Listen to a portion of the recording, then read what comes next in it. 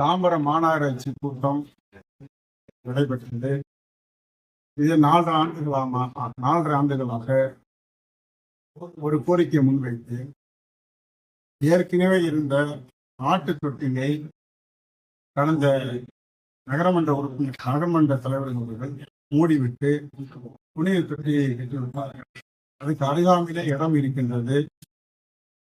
மாமன்றத்தின் சார்பாக அந்த இடத்தை வாங்கி ஆட்டு தொட்டி கட்ட வேண்டும் என்ற கோரிக்கை வைத்து அதுவும் புறக்கணிக்கப்பட்டது. பிறகு கண்ணியத்திற்குரிய கண்ணியத்திற்குரிய காகிதம் எடுத்து அவருடைய சமாதியில்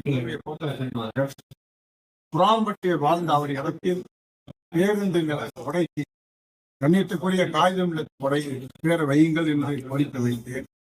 அதுவும் கிடப்பிலே போடப்பட்டது. இப்பொழுது 50வது மாமன்ற உறுப்பினர் ஆசனம் இந்த சூழ்நிலையில் தொடர்ச்சியாக ஆரம்ப சுகாதார நிலையம் அங்கே அமைக்கப்பட்டிருக்கிறது.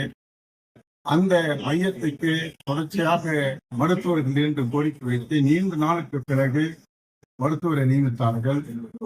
பிறகு மேலே டயாலிசிஸ் என்று என்னுடைய கோரிக்கை எடுத்து இந்த மாவட்டத்துக்கு தீர்மானம் நிறைவேற்றப்பட்டு டயாலிசிஸ் என்று கொண்டு வரப்பட்டது.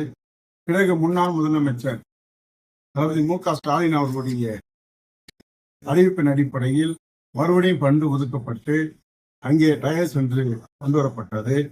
டயாலிசிஸ் என்று அங்கு கொண்டு வந்ததில் மிகப்பெரிய ஊழல் நடந்திருக்கிறது. மிகப்பெரிய சாமானிய மக்களுக்கு துரோகம் இழைக்கப்பட்டதாக நான் கருதுகிறேன்.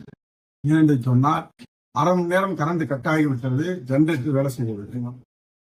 பராமரிப்பு என்று இவர்கள் கொண்டு வரக்கூடிய அத்தனை திட்டங்களும் பராமரிப்பு இல்லாமல் எந்த அளவுக்கு என்று சொன்னால், நான் இருக்கக்கூடிய பகுதி காதல்பாய் தெருவிலே ரோடு போட்டதாக பில் பாஸ் பண்ணுகின்றார்கள். ஆனால் ரோடு போடப்படவே இல்லை.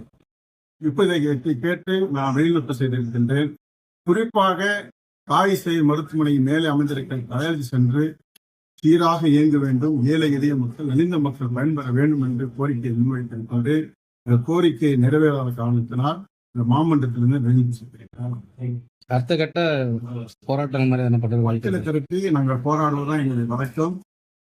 சாமானிய மக்களுக்கு நன்மை பெறக்கூடிய போராட்டமாக அமையும். தொடர்ந்து மக்கள் மத்தியில் கொண்டு போய் சேர்த்து மக்கள் அணி திரட்டி மக்களுக்காக போராடும். நீங்க திமுக கூட்டணியில அந்த மாதிரி இருக்கிறீங்க, நீங்களே மிகப்பெரிய ஒரு ஊழல் குற்றச்சாட்டை முன்வைக்கிறீங்க. திராவிட முன்னேற்ற கழகத்தினுடைய கூட்டணி அனுபவித்தாலும் எங்கள் தலைவருடைய உத்தரவுக்கு இணங்கதான் நாங்கள் செயலாற்றிக் கொண்டிருக்கின்றோம். ஆனால் பொதுமக்களுடைய இடையூறுகளை இன்னல்களை சகித்துக் கொண்டு ஒருபோதும் நாங்கள் இருக்க மாட்டோம். இது உங்க வார்டில் மட்டும்தான் என்ன ஊழல் நடக்குதா இல்ல பெருவாரியான வார்டுகட்ட ஊழல் நடக்குறதா அறிவிங்க? பத்திரிகையாளரை பார்த்துக்கிட்டு இருக்கீங்க. உள்ள ஒரே மேயர் அவர்கள் தான், துணை மேயர் அவர்கள் தான், மண்டல குழு தலைவர்கள் அவர்கள் தான். அவர்களே அடித்துக் கொள்வது அவங்க ஒருவருக்கு குற்றம் சுமத்துக் கொள்வதை நீங்க பார்த்துக் கொள்கிறீர்கள். நன்றி.